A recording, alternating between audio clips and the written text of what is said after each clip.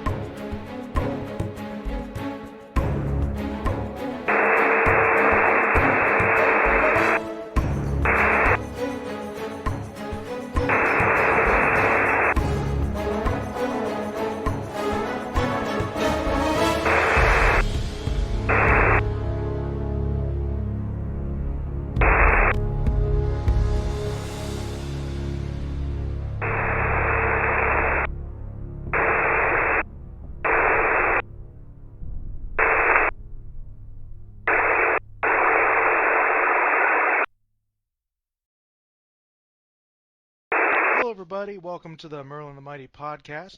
I've got a very special guest with me today. I've got Mr. Frank Klepacki with me.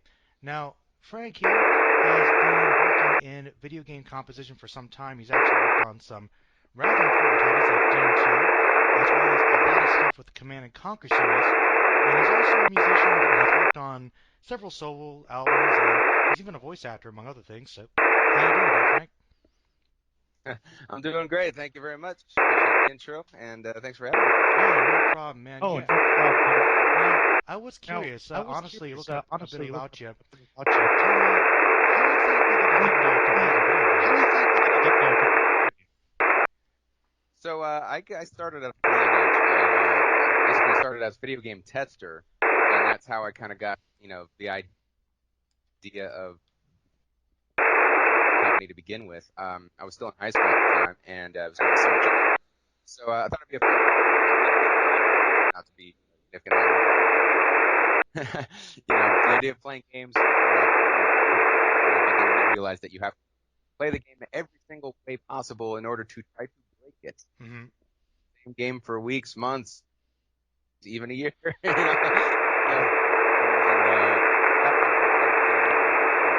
is why this is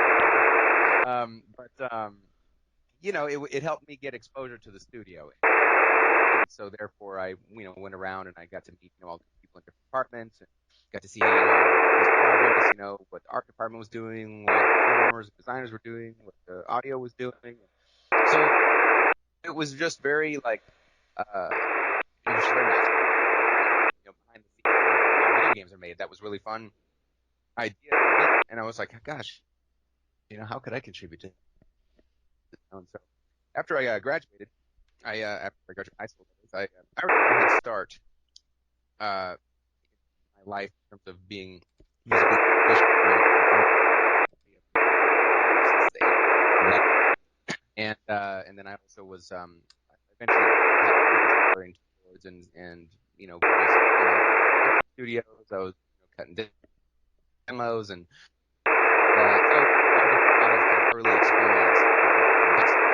The idea of getting into video games, the video game I can see as well. I mean, the game that I actually composed music for was on the original Nintendo Entertainment System. How far back that was. So, the limitations of the system to play back whatever music you were putting into it was, very, very small. You had 3 channels playing FM synthesis, and then you had a white noise channel to use as a So, I had the luck and opportunity to be kind of in the right place, the right time to be able to grow with the industry. So I got, at that point, a year after that, challenge, then I first PC and the original old Sound Blaster cards and Adlib cards and things like that, the Amiga system. It, and so just on your toes because you had to learn something new every year, way of implementing and doing things. Options got larger as well. I wasn't limited to 3 voices. I had 6. And a lot of program changes, and I was able to use a Roland MP32 module to play back higher quality music. And it just progressing over the years. So essentially, to answer the question, that's how I got my start. I started young, doing a lot of different things with audio, and I was already a gamer, so it just kind of it made sense to me to combine the two together somehow. And they gave me a period with which to kind of prove myself in that regard, and the rest. Well, that's awesome. Sounds like you really kind of combined 2 passions into one and made a career out of yourself. No. Go ahead. Oh yeah, no. I was curious actually. Would you say that since you've been in the industry so long and you had a lot of limitations early on, is composing music now easier than it was back then, since it was much more limited with early software?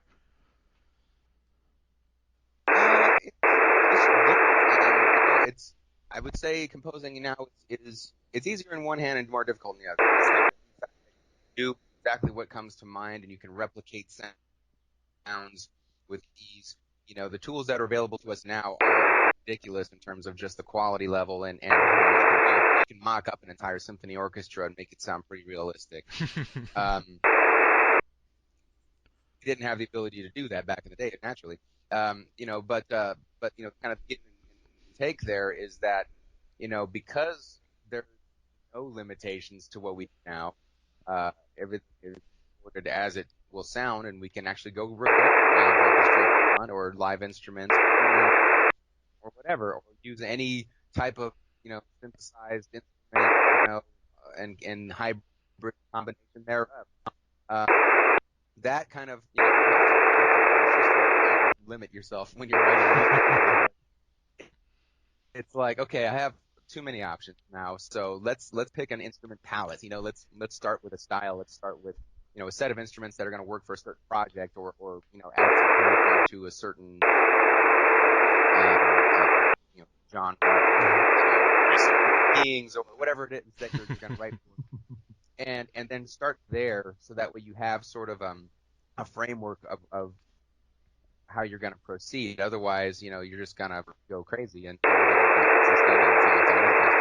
back in the early days, on the other side of the fence, having those severe limitations forced you to be more creative.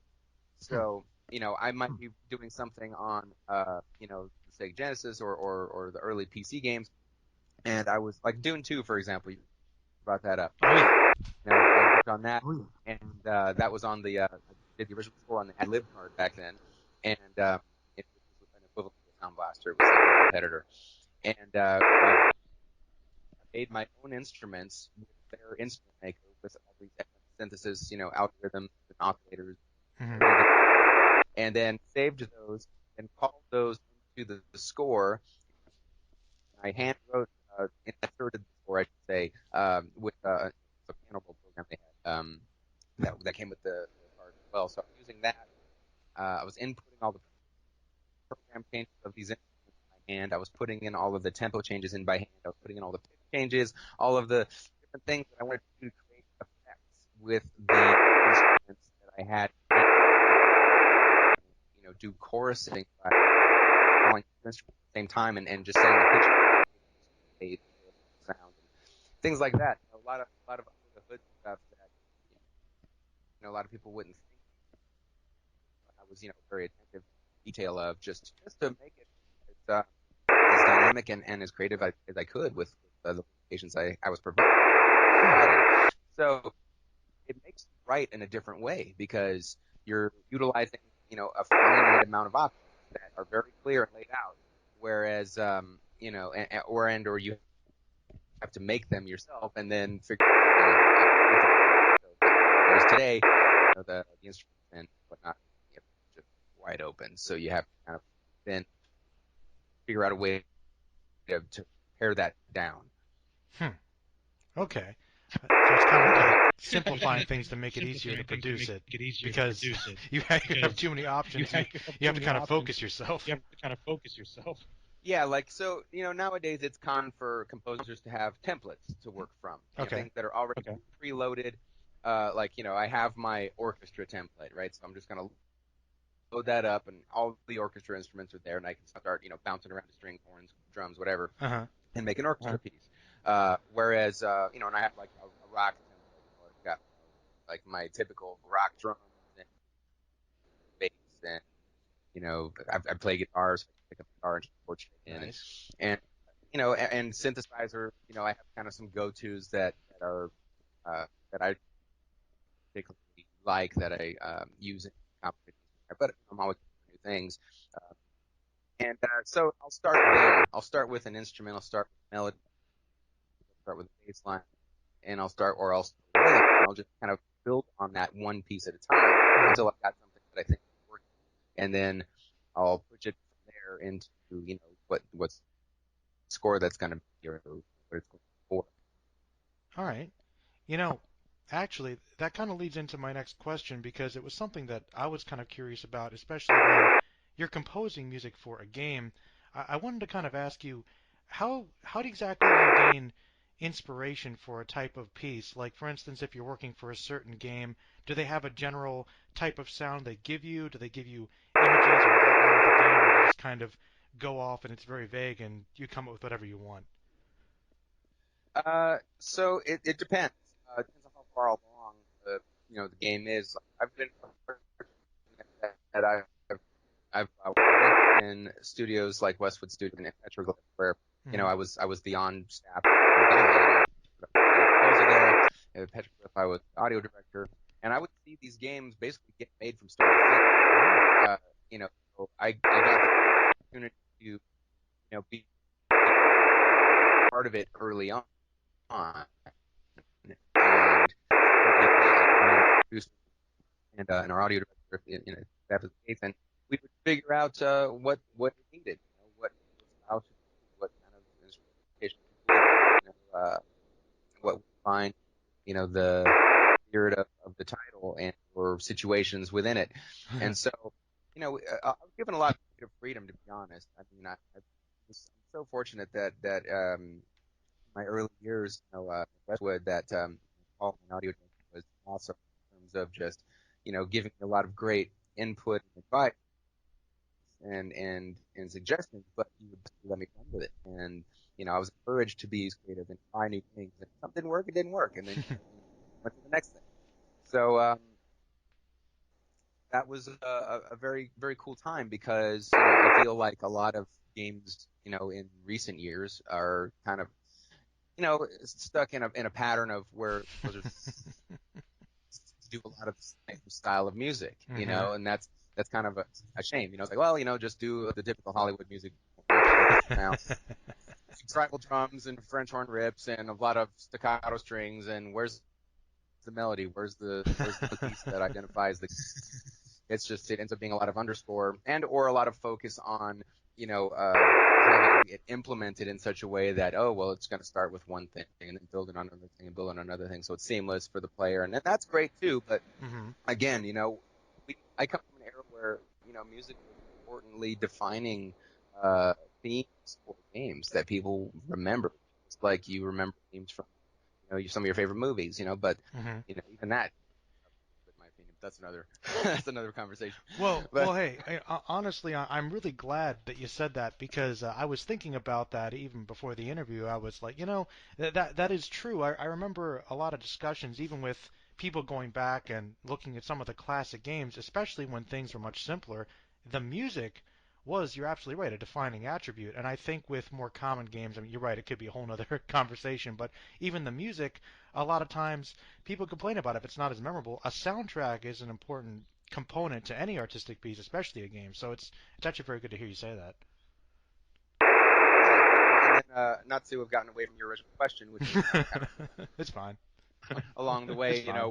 what is presented to me in terms of what being able to write music for. Hmm. I get involved early in development so that I have the opportunity to really refine, and have some time to work on these things. That's really the key.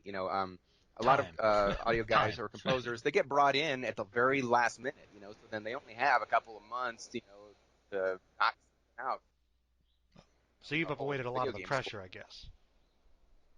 Yeah, I was able to. I had the luxury, I should say, of being on staff someplace where I could, honestly just take a look at everything along its course of development and make decisions, with a lot of time to be able to iterate and, be able to present things and say, hey, how's this working? Oh, this song's great. This one, maybe not so much. Okay, go back and refine it and make it work.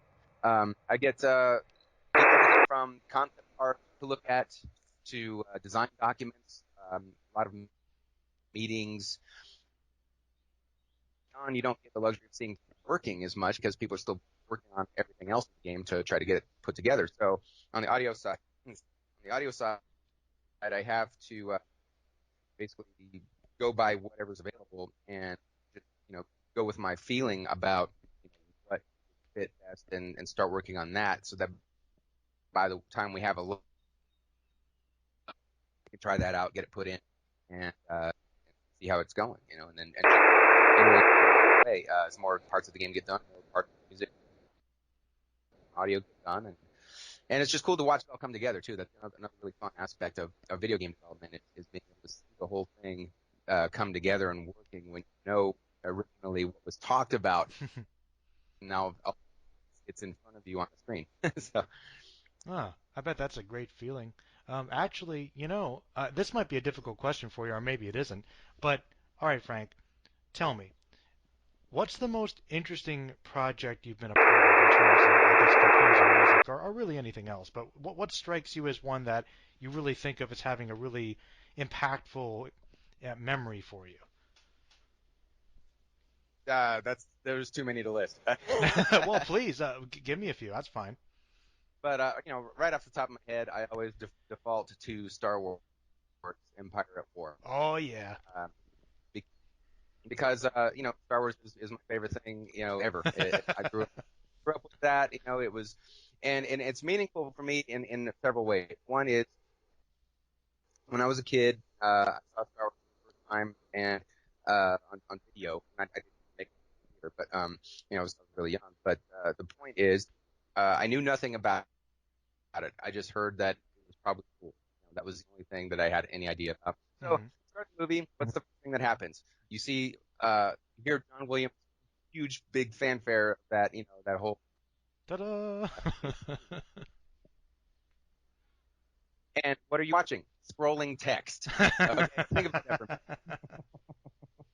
Now, as a kid, I'm already in.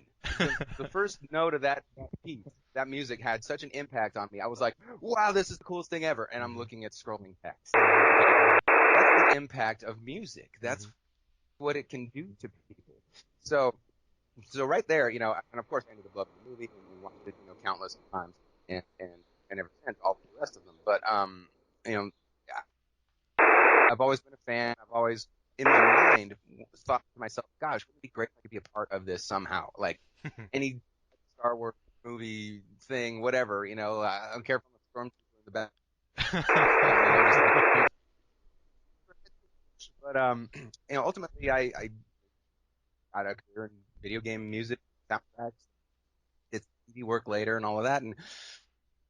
But, as I developed my skill set over the years, I guess, subconsciously, I was always preparing myself for something like this to happen, whether it was working with a symphony, whether it was working with, doing something that was an homage to my influence of John Williams, because, he's obviously one of my great heroes of all time. So, so when the opportunity came about finally to work on this game and be the audio director on it, for that matter, it was just like a dream come true. Oh, yeah, I'm all, and it was really great. It was the first project that Petroglyph started working on, after Westwood had closed and all that. So I brought me on board, and I went in, at first just I was like, I already know everything that needs to happen. Like, I know where all the sound effects go. I know where what all the voices should sound like. I know, who has this kind of personality. Like, I'm a Star Wars geek Nice. expert, and I admit it.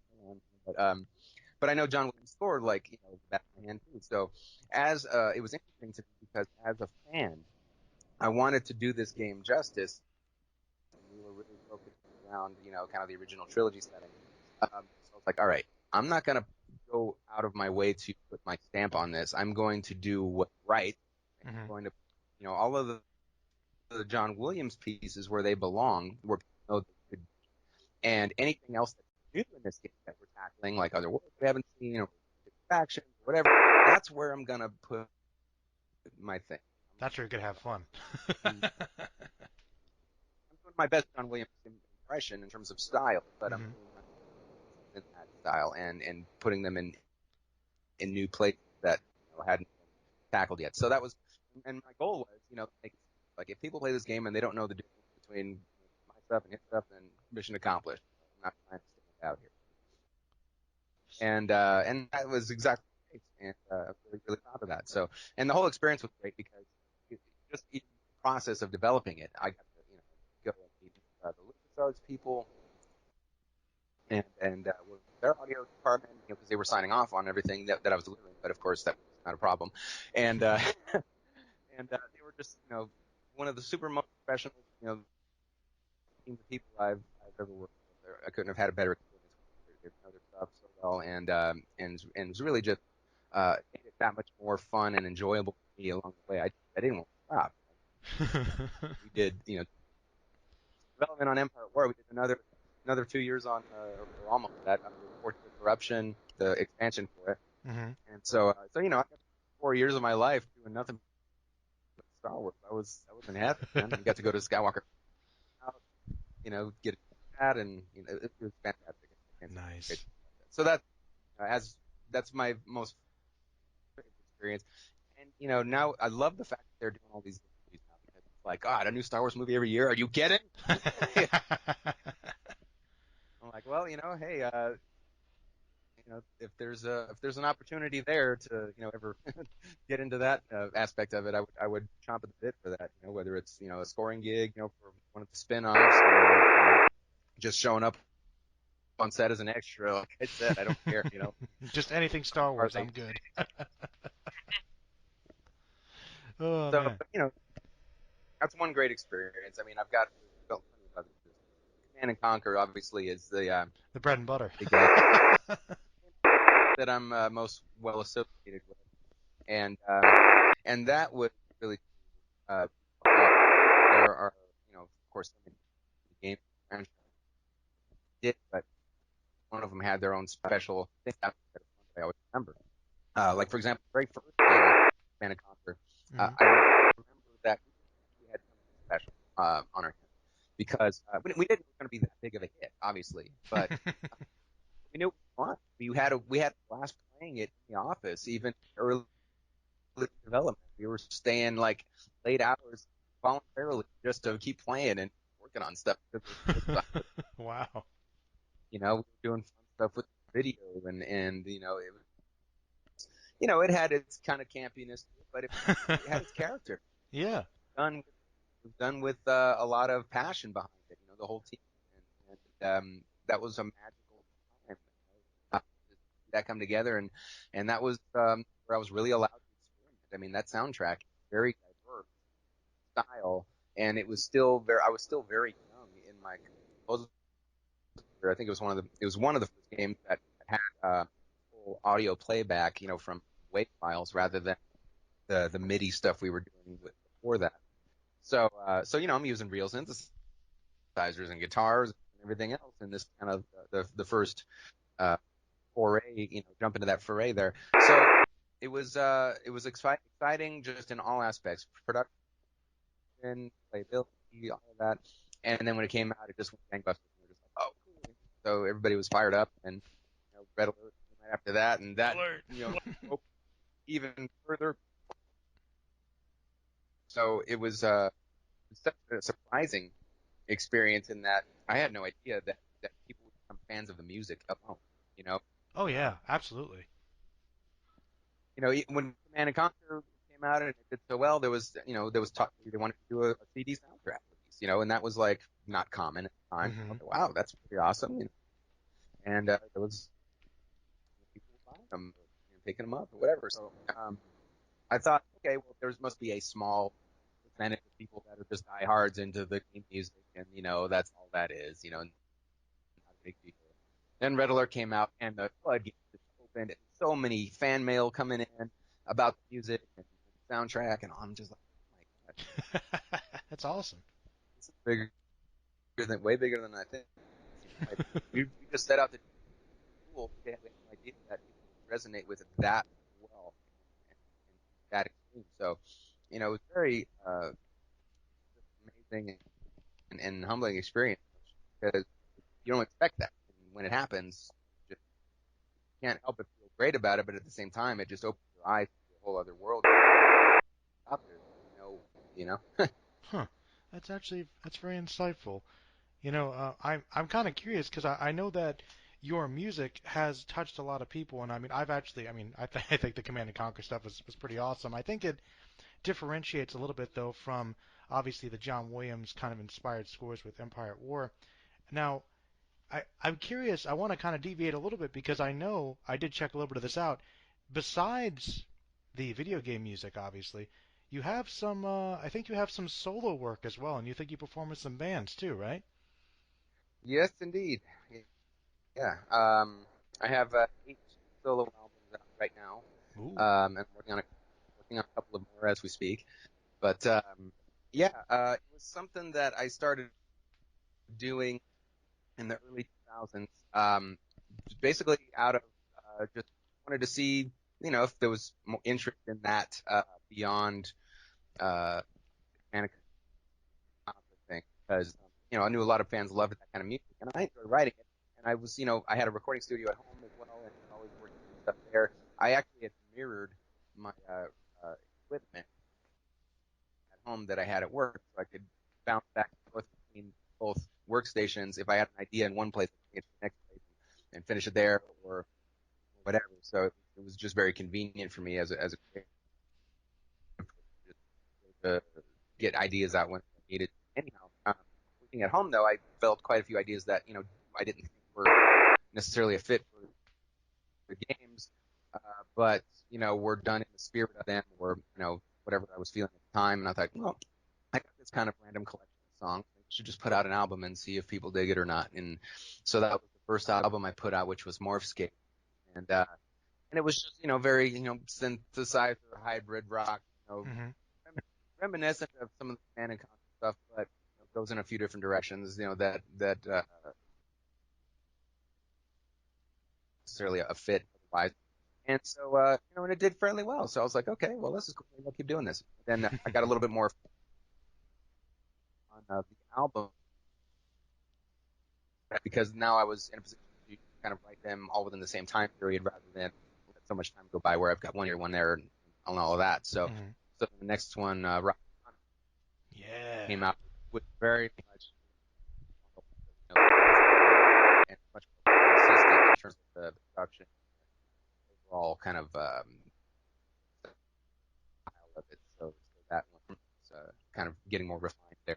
And I just kept doing them ever since. It's a passion for me. I enjoy doing it. I don't expect any big reward from it. It's just like, hey, I know people out there listen, so I'm happy to keep doing it.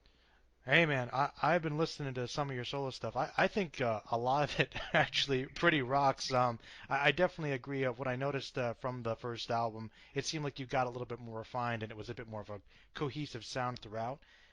Now I know that you said obviously John Williams was one of your inspirations, obviously seeing Star Wars and just seeing the impact of the music, or rather hearing it. But are there any other artists or bands that inspire you that you may emulate? Oh, absolutely. Vince Cola is definitely the next name in line there for sure. I always give him a shout, because he is to synthesizer progressive music in movie soundtracks what John Williams, as far as how I think about him, because he was so innovative and had such his own style. The first movie that I saw with his score in it was the 1986 release of Transformers animated, Yes. and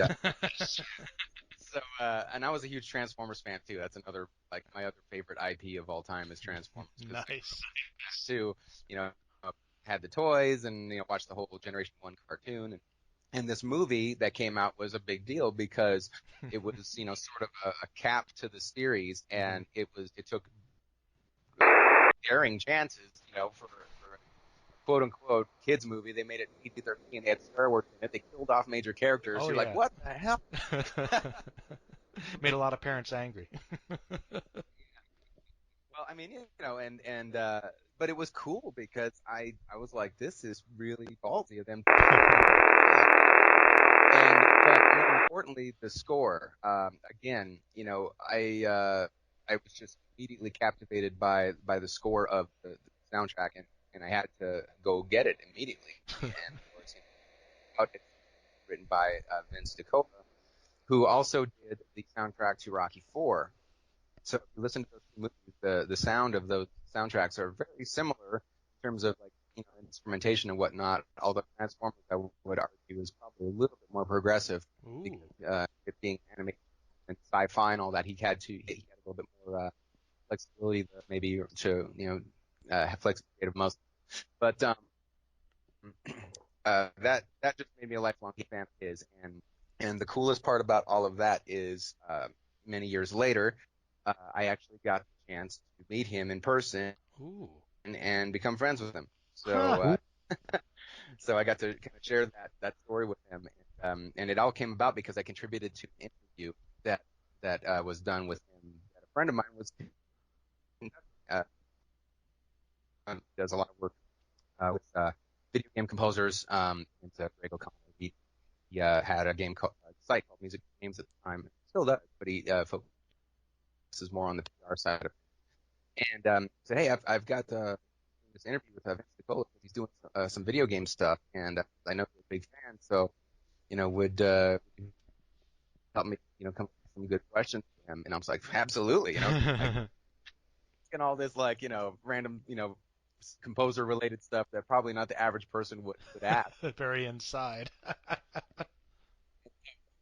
And so then it was very apparent to him that somebody had done their homework on the questionnaire. So Vince emailed me and said, hey, I understand you contributed to these questions. It was apparent to me that my work. I appreciate that, so thank you very much. And I was like, thank you. So we did that, started us having a dialogue, and eventually went out to visit him and hang out and talk music and all kinds of stuff. It was really cool. Super Sweet. guy. And still always one of my heroes too. He does is amazing to me. Wow. Well, okay, great. That's awesome. That's awesome. You got to meet one of your heroes and become buddies with them. That's great, man. All Yeah. right, that's really awesome. All right, well, I'll tell you what. We got a few more questions here, and then we'll work on wrapping it up. But I guess based upon your experiences, Frank, what advice would you give aspiring artists who want to break into the industry, whether it be audio engineering or solo music or even voice acting? Yeah, that's the question, isn't it? Yeah, I know it's a tough one, but hey, Uh, it's a different.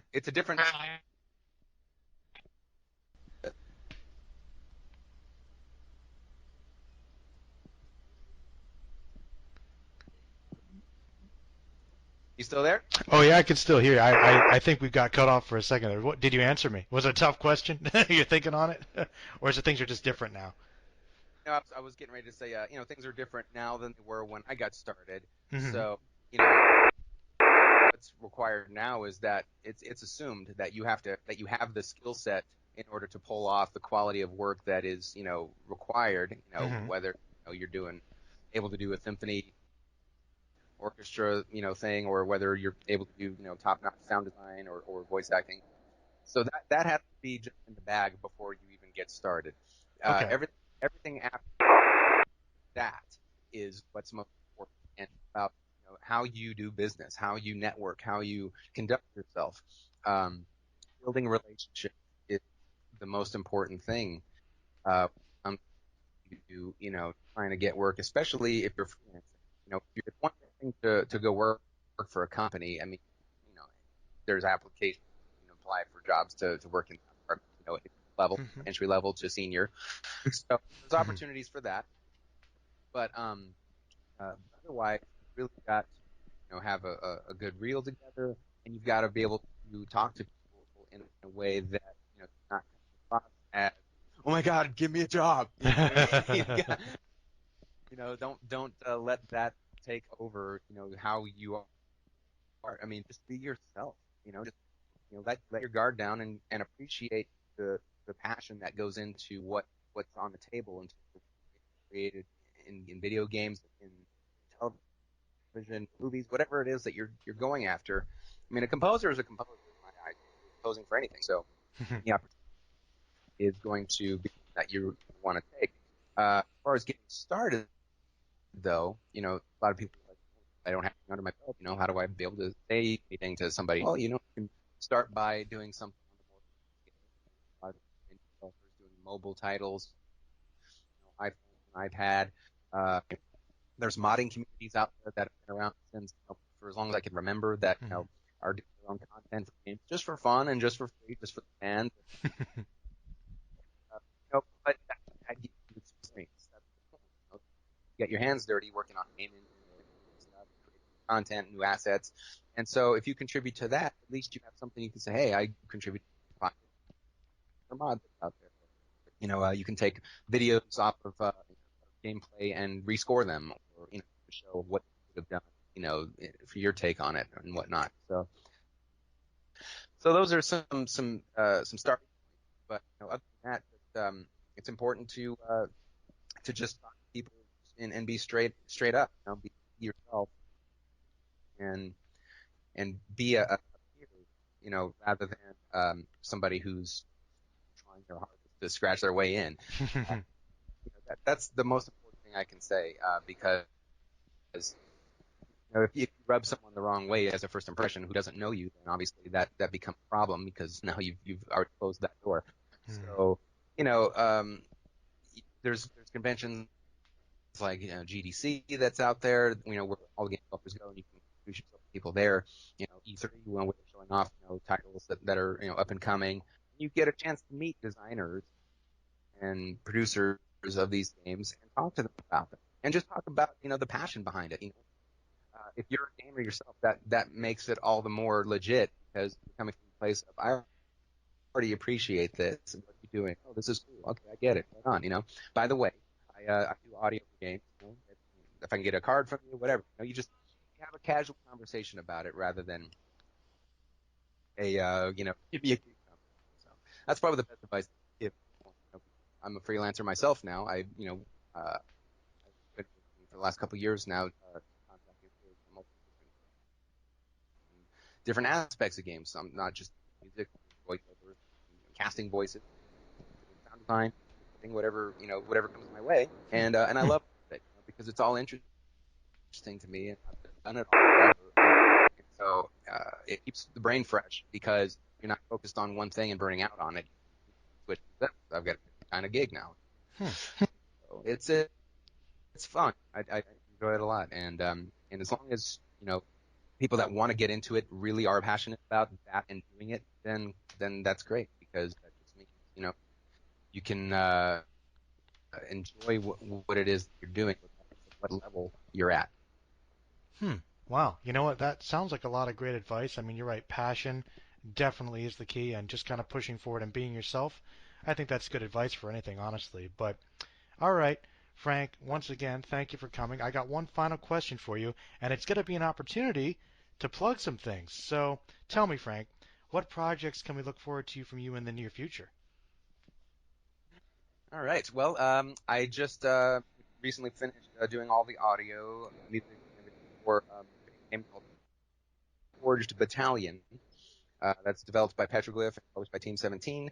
Actually, recently just did a streaming game event with them, so that was kind of fun. But yeah, the new RTS stuff, you can customize your units in your own sort of fashion, by adjusting the different weapon types and different vehicle types, and kind of together in whatever way that you want. So just did that, and I'm like I said, I'm working on a couple of albums right now. I'm not quite ready to release information about yet. One of them, I will say, is in line with the rest of my work. The other one is going to be a straight up heavy metal album. That's as much as Metal, huh? Okay, cool.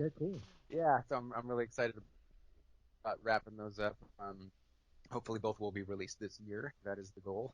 The last album that I released before this was an album called Digital Frontier, and it was very much an EDM style album, but it was done more in my way, in my sort of approach for songwriting.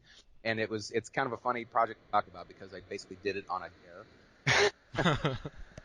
Those things where I'm listening to when EDM started becoming a little bit more mainstream in radio. Like, what's the big deal with this? It's just next to the side dance music. No big anybody.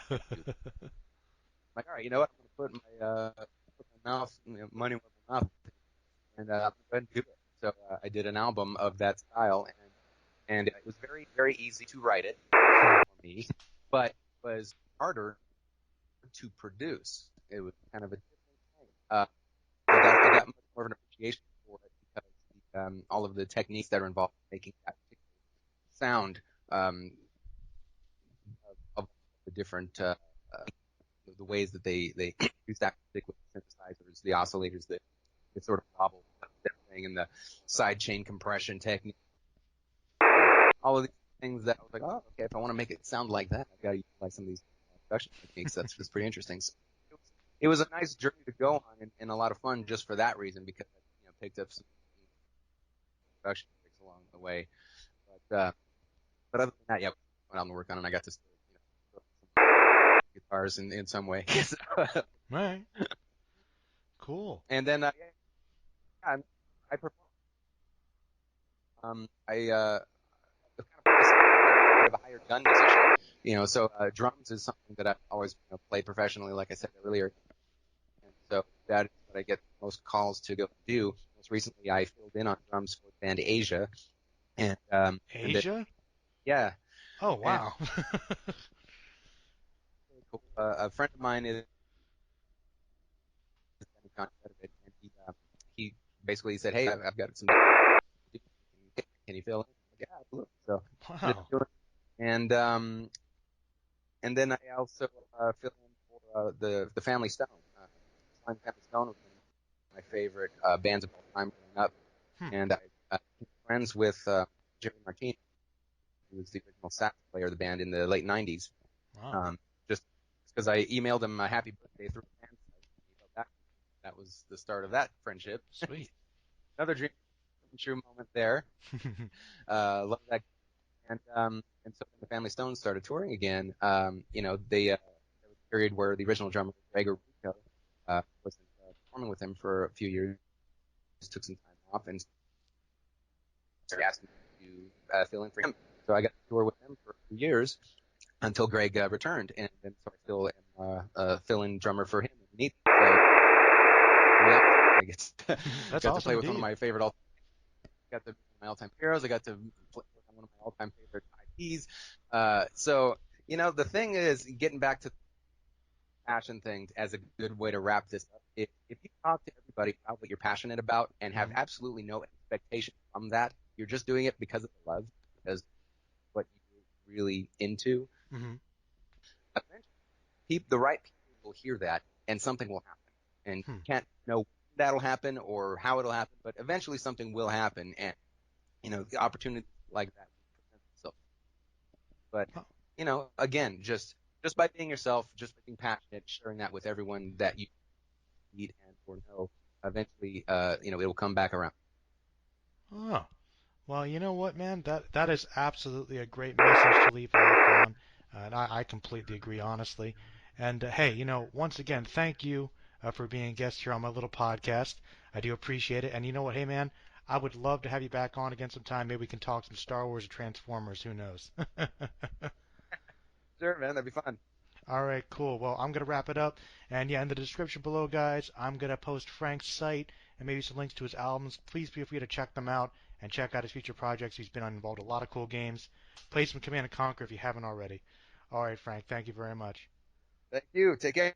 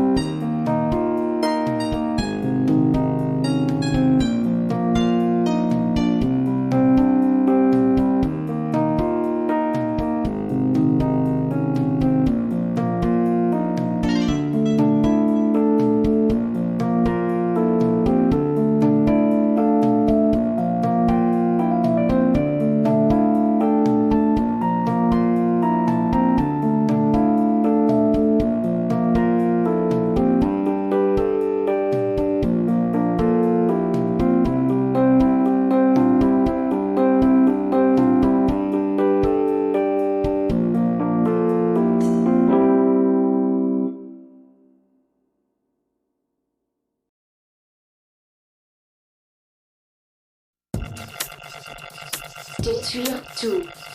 C'est une obligation. Détruire tout. C'est une obligation.